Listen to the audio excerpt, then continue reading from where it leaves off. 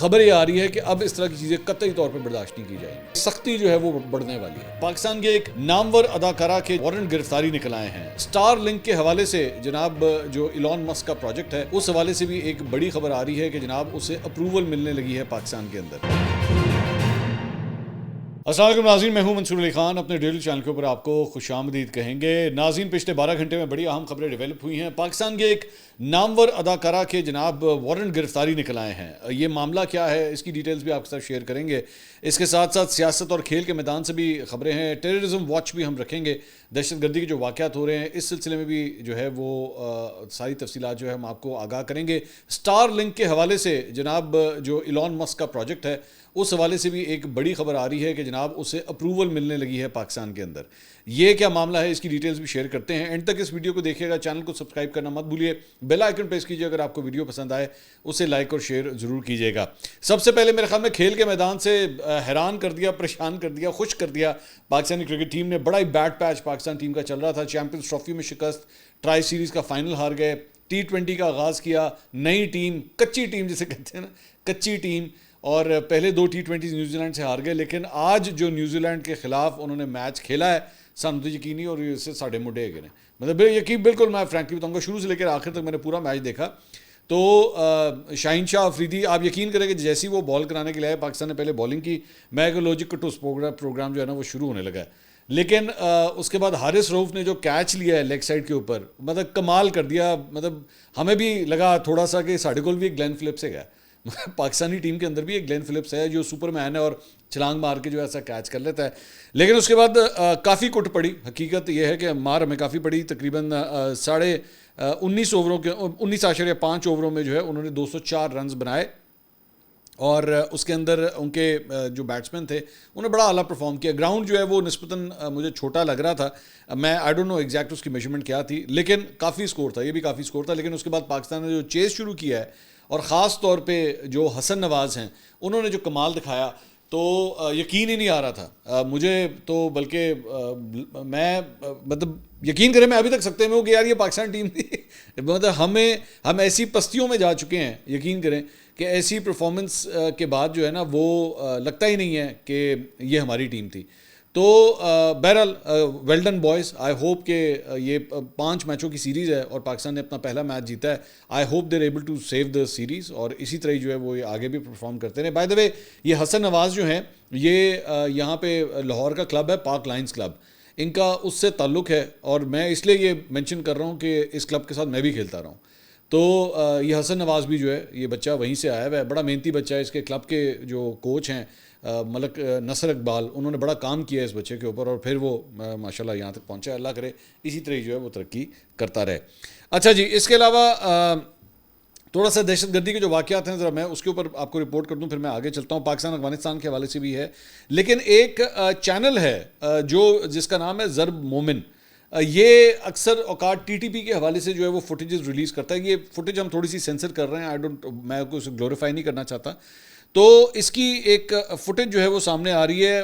اور اس کے اندر جو ہے وہ انہوں نے جو دہشت گرد ہیں TTP کے، ان کو دیکھا جا سکتا ہے کہ وہ جو ہے اسلحہ استعمال کر رہے ہیں، اور یہ پاکستانی فورسز کے اوپر جو ہے وہ استعمال کیا جا رہا ہے. اس میں جو اینگل ہے، جو امپورٹنٹ بات ہے وہ یہ ہے کہ جو اسلحہ یہ یوز کر رہے ہیں یہ M24 سنائپر رائفل ہے، امریکن سنائپر رائفل ہے یہ. تو عام طور پہ اس کی مطلب پاکستان کے اندر جو ہے وہ کسی بھی قسم کا اسلحہ تو ظاہری بات ہے آپ کو لائسنس کے اوپر ہی آپ لے سکتے ہیں. ویسے تو درے سے جا کے جو ہے اور بھی بڑا کچھ مل جاتا ہے. لیکن یہ پرٹیکولر جو اسلحہ بتایا جا رہا ہے نا، جو ایکسپرٹس کہہ رہے ہیں وہ یہ ہے کہ یہ وہی اسلحہ ہے جو امریکنز یہاں پہ بھول گئے تھے. یہ ایون دو اس کے اندر بڑا اسلحہ بھی شامل ہے، مطلب بڑے سائز کا بھی، لیکن یہ سنائپر رائفل بھی جو ہے یہ اسی سے کنیکٹڈ بتائی جا رہی ہے. اور صرف امریکن نہیں بلکہ اس سے پہلے نیٹو کا بھی بہت سا اسلحہ جو ہے جو افغانستان میں رہ گیا تھا، اس کو اس کے ساتھ بھی جوڑا جا رہا ہے. تو اس حوالے سے یہ فوٹیج جو ہے وہ اب سوشل میڈیا کے اوپر چل رہی ہے، اور یہ کہا جا رہا ہے کہ اس سے جو ہے یہ بیسکلی دہشت گردی کی جو کاروائیاں ہیں اس کے اندر یہ وہی اسلحہ جو ہے استعمال ہو رہا ہے. اس کے علاوہ پنجاب پولیس نے ڈیرہ غازی خان میں سرحدی چیک پوسٹ پر جو ہے وہ دہشت گردوں کا ایک اور حملہ ناکام بنایا. دہشت گردوں نے تھانہ وہوبا کی لکھانی چیک پوسٹ کے اوپر رواں ماہ پانچواں حملہ کیا ہے، اور ترجمان پنجاب پولیس کا کہنا ہے کہ 10 سے 12 دہشت گرد جو ہیں وہ سحری کے وقت چیک پوسٹ لکھانی پر 3 اطراف سے حملہ آور ہوئے اور راکٹ لانچر سمیت دیگر بھاری ہتھیاروں کا انہوں نے استعمال کیا ہے۔ اس کے علاوہ خیبر پختونخوا میں جو ہے وہ پولیس کے اوپر فائرنگ کے واقعات جو ہیں وہ بھی تھمنے کا نام نہیں لے رہے۔ اس سلسلے میں 2 پولیس اہلکار جو ہیں وہ شہید ہو چکے ہیں پچھلے 24 گھنٹے میں، اور ڈی آئی خان میں اسپتال روڈ کے اوپر جو ہے نامعلوم افراد نے فائرنگ کی ہے،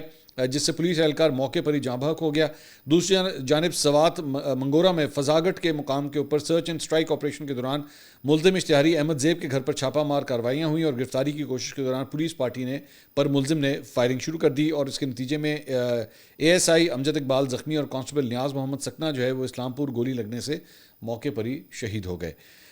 بولان سے کے علاقے مچ سٹی ایریا کے اندر جو ہے وہاں پہ دہشت گردی کا ایک واقعہ پیش آیا ہے، دھماکہ ہوا ہے، اور لیوز گاڑی کے قریب جو ہے یہ دھماکہ بتایا جاتا ہے، اور گاڑی میں جو ہے وہ رمضان المبارک کے سلسلے میں جو امدادی پیکج تھا اس کا سامان اس کے اندر موجود تھا، لیکن خوش قسمتی سے دھماکے میں کوئی جانی نقصان نہیں ہوا ہے۔ اس کے علاوہ ایک پچھلے 24 گھنٹے میں ہم مانیٹر کر رہے ہیں کہ ایک فوٹیج جو ہے وہ کافی اس وقت وائرل ہے، اور یہ بیسکلی اغوان ٹی وی طلوع نیوز جو افغانستان کا ہے، وہاں پہ ایک سابق اغوان ملٹری آفیشل ہے یوسف امین، اس کی فوٹیج جو ہے وہ اس وقت مختلف اکاؤنٹس کے اندر جو ہے وہ چل رہی ہے، اور اس کے اندر یہ فوٹیج میں یہ کہتا ہوا پایا گیا ہے، یہ بات کیا کر رہا ہے، وہ کہتا ہے کہ جی پنجابیوں کے بارے میں یہ بات کر رہا ہے کہ پنجابی جو ہے وہ آپ کو کہیں پہ بھی ملے تو ان کو مار دو، اور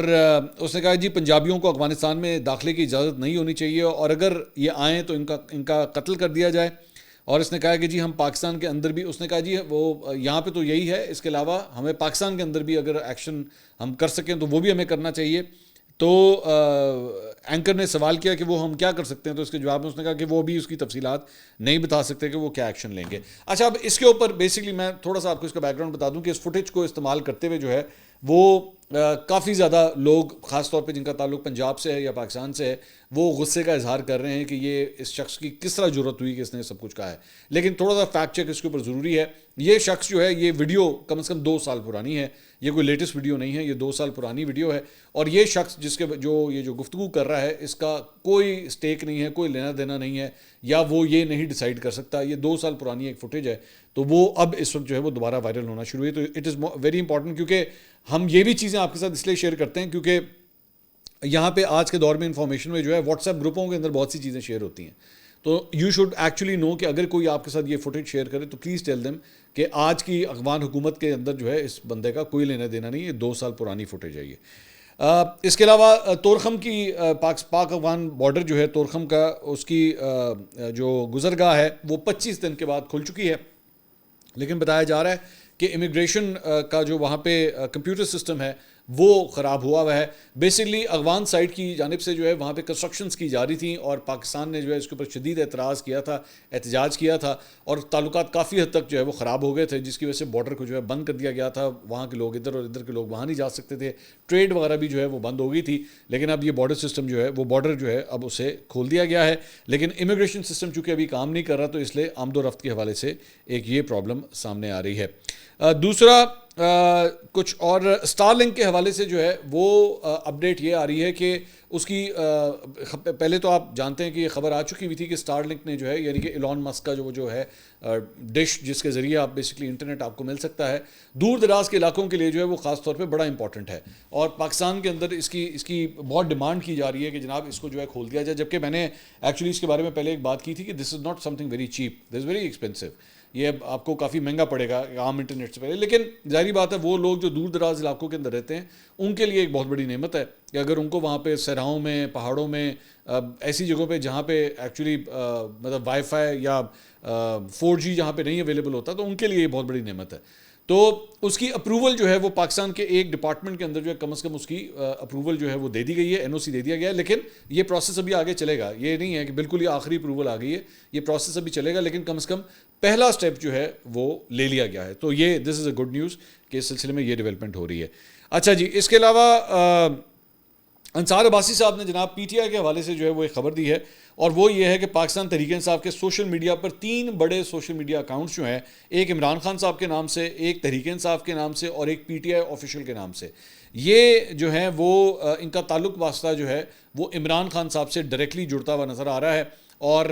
یہ تینوں اکاؤنٹ جو ہیں بیرون ملک سے عمران خان صاحب کی بہن علیمہ خان صاحبہ کے ذریعے جو ہے وہ آپریٹ کیے جاتے ہیں. انصار عباسی صاحب نے خبر دی ہے. ویسے میں نے آپ کو 2-3 دن پہلے یہ بتایا دی ہے بات کہ اس وقت جو بھی سوشل میڈیا ہے وہ علیمہ خان صاحبہ اس کو ڈائریکٹلی کنٹرول کرتی ہیں. وہ پارٹی کے کنٹرول میں ہے یا نہیں ہے, شیخ وقاص اکرم کے یا سلمان اکرم راجہ کے یا بیرسٹر گوہر کے کنٹرول میں ہے یا نہیں ہے, علیمہ خان صاحبہ کے کنٹرول میں ہے. انصار عباسی صاحب بھی کچھ ایسی خبر دے رہے ہیں اور اس میں وہ کہتے ہیں سرکاری سطح پر پی ٹی آئی کے سوشل میڈیا پلیٹ فارم جن میں مبینہ طور پر فوج, آرمی چیف جنرل ناصر منیر پر تنقید اور جارحانہ یہ جو مختلف کیمپینز چلتی ہیں, اس کے حوالے سے کی گئی تحقیقات میں یہ بات سامنے آتی ہے کہ یہ عمران خان صاحب کے نامزد کردہ افراد جو ہیں یہ خبر چلائیں. اچھا ویسے یہ بات مطلب پچھلے 2 سال سے سب کو ہی پتہ ہے کہ یہ باہر سے آپریٹ ہوتی ہے. اس کے ساتھ ساتھ اس میں یہ خبر میں لکھا ہے سرکاری تحقیقات کی بنیاد پر کسی بھی فوجداری نوعیت کی کارروائی کی صورت میں اثرات براہ راست عمران خان پر مرتب ہوں گے, کیونکہ جن سوشل میڈیا اکاؤنٹس کے ذریعے فوج اور ریاست مخالف مہم چلانے کا الزام ہے وہ عمران خان کے ہیں. علیمہ خان کا اس وقت بیرون ملک موجود کچھ یوٹیوبرز کے ساتھ بھی رابطہ ہے. پی ٹی آئی کا سوشل میڈیا ریاست اور فوج مخالف بیانیے اور مواد پھیلانے کی وجہ سے حکام کی نظروں میں ہے. اس سے قبل بھی کچھ تحقیقات ہو چکی ہیں. اچھا اب مطلب میں چلیں یہ کہہ دیتا ہوں کہ پاکستان تحریک انصاف کے اندر جو ہے نا کچھ لوگ یہ بات سوچتے ہیں کہ یہ جو آج کل ریسنٹلی یہ جو جے آئی ٹی بنی ہوئی ہے نا اور اس کے اندر تمام رہنماؤں کو بلایا جا رہا ہے, علیمہ خان کو بھی بلایا جا رہا ہے, ان کو 6 گھنٹے کے لیے بٹھایا بھی جا رہا ہے. پی ٹی آئی کے اندر اس کا شک کا اظہار کیا جا رہا ہے کہ کہیں ایسا نہ ہو کہ ان سب کو یہ جو اس کے اندر نامنیٹ ہو رہا ہے وہ اس کے اندر جو ہے وہ گرفتار ہو جائے. کیونکہ مارکیٹ کے اندر خبر ہے, چلے میں اس طرح کہہ دیتا ہوں کہ مارکیٹ میں خبر ہے یا ریومر ہے یا سرگوشیاں ہو رہی ہیں کہ سختی جو ہے وہ بڑھنے والی ہے. سوشل میڈیا کے حوالے سے سختی جو ہے وہ اور بھی زیادہ مزید بڑھنے والی ہے. خاص طور پہ وہ ایسے اکاؤنٹس مطلب جو اس موقع کو جس طرح جعفر ایکسپریس کا جو واقعہ ہوا اور اس دوران چند لوگوں نے جو ہے اس موقع کے اوپر بڑی انسینسٹیو قسم کی جو ہے وہ کامنٹری کی یا ٹویٹس کی یا اپنی رائے کا اظہار کیا, جو کہ نہیں ہونا چاہیے تھا. مطلب وہاں پہ ہمارے جو ہیں وہ فوجی اہلکار جو ہیں وہ شہید ہو رہے تھے, ایف سی کے اہلکار یا لیویز سے تعلق رکھنے والے وہ شہید ہو رہے تھے, اور یہاں پہ جو ہے وہ بڑی انسینسٹیو قسم کی زبان جو ہے وہ استعمال کی گئی. تو خبر یہ آ رہی ہے کہ اب اس طرح کی چیزیں قطعی طور پہ برداشت نہیں کی جائیں گی. پہلے تو سنبھالا نہیں جا سکتا تھا نا, اب یہ کہا جا رہا ہے کہ پیکا کا جو کور ہے اس کے ذریعے ان لوگوں کے اگینسٹ جو ہے نا بڑا سویر قسم کا ایکشن ہوگا, ان کو اس طرح چھوڑا نہیں جائے گا. بائی دا وے آج بھی جے آئی ٹی کے اندر جو ہے وہ پی ٹی آئی کے رہنماؤں کو بلایا گیا تھا. تو ابھی جب ہم یہ ویڈیو ریکارڈ کر رہے ہیں اون عباس بپی جو ہیں وہ وہاں پہ پیش ہوئے ہیں اور اس وقت وہ اپنا بیان جو ہے وہاں پہ ریکارڈ کرا رہے ہیں. اس کے علاوہ پاکستان تحریک انصاف کے لیے ایک اور بری خبر ہے جناب. وہ